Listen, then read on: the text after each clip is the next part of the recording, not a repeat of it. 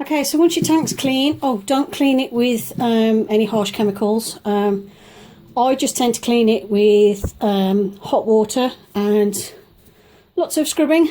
That seems to get the snail slime off the side of the tank, because most of the time you're just shifting snail slime and a bit of soil off the side of the tank.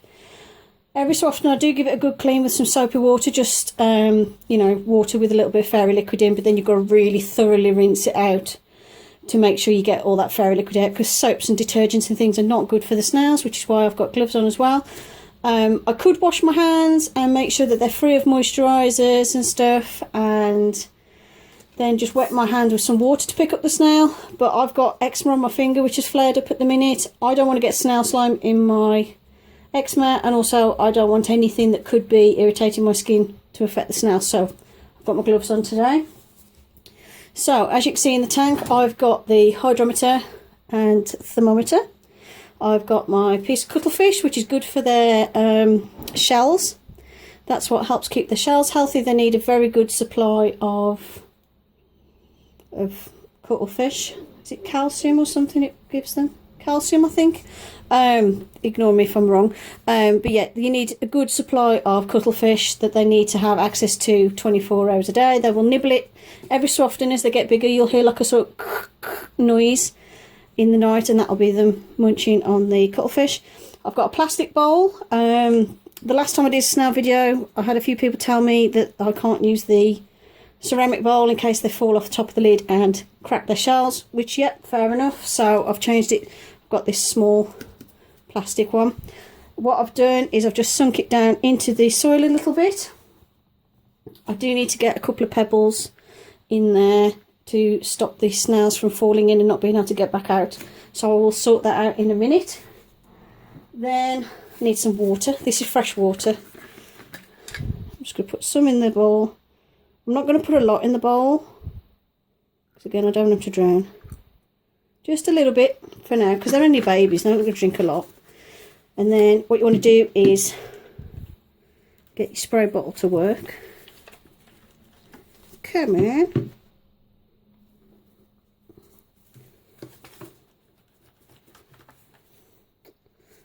Can't get my spray bottle to work. It says twist to open, but at the minute I just look like I'm unscrewing it.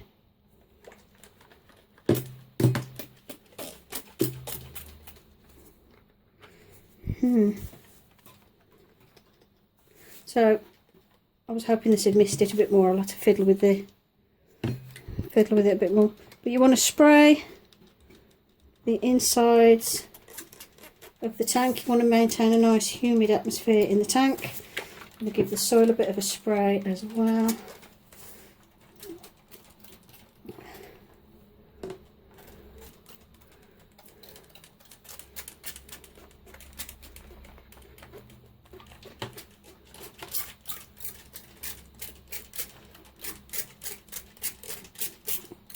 So that makes it nice and moist for them.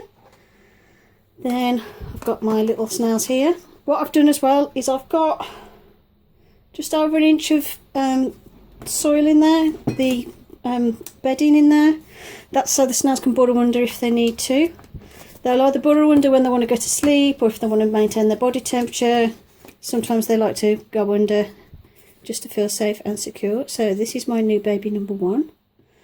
These are approximately 4 months old, and obviously they're hermaphroditic, so they're both male and female. So yes, as they get bigger they will have their babies, but as long as you keep on top of removing any eggs once they're hatched, which will be about once or twice a year, it's absolutely fine. My last lot of snails, they only ever laid eggs in the summer, and they did 2 clutches. Some bigger ones that my friend had did 3, but as long as you are careful and you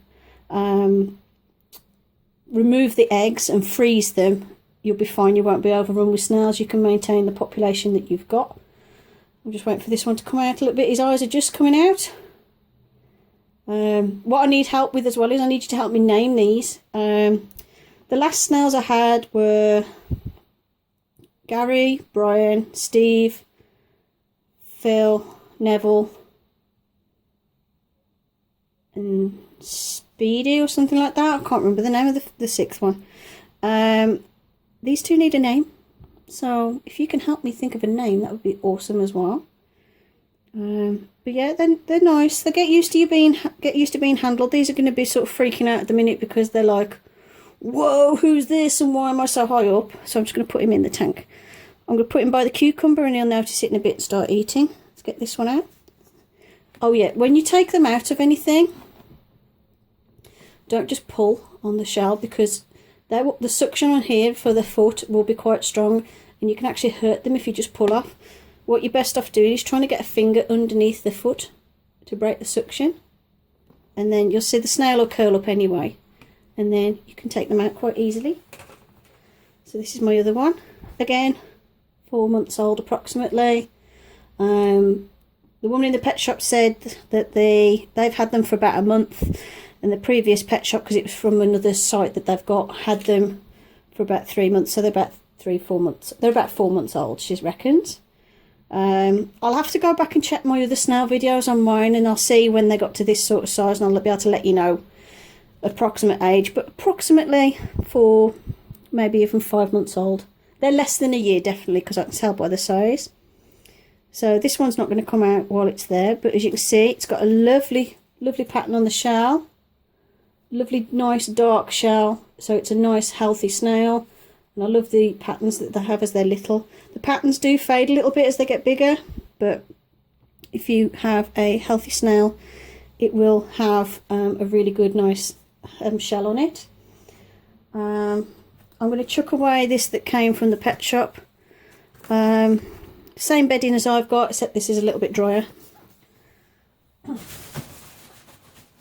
will keep this though, because it's useful for transporting if I ever have to move them. So that's them in their new little house. I'm going to go and find something I can put in there so that they don't drown. I need to find where I've put my little stones and things that I use. The heat pad, I'll take my gloves off now because I'm not handling the snails. As you can see, I don't know if you can see, can you see that that's all like flaky and weird on that finger? That's why I don't want to touch them without being covered. Then I've got my heat pad, which to be honest in here shouldn't need it too much because this room's quite warm, but if we have another cold spell like we've had recently, I will need it. So I haven't had one for a bit, so I'm just going to check.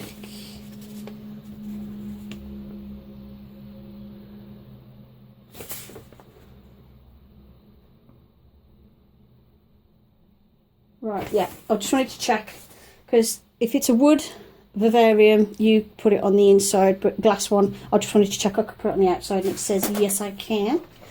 So what you do,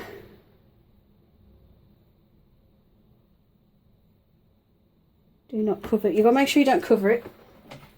And oh, it's got a lovely long cable, and all I'm going to do is attach that to the back like so.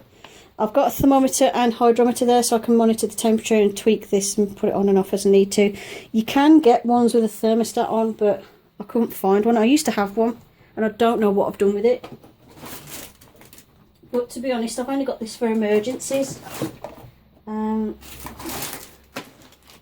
been keeping African land snails for 6 years roughly.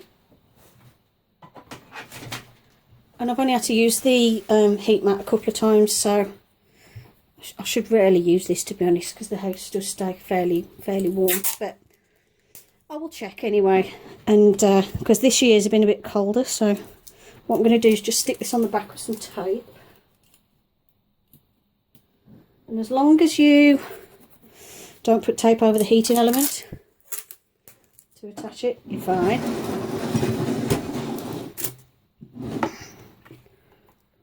See that you've got an edge there, which is just the plastic covering, so you don't actually need to worry about putting a bit of tape on there. So it's just a little bit of tape, stick that on the back. I'll just use this if it drops, if the temperature's going to drop overnight.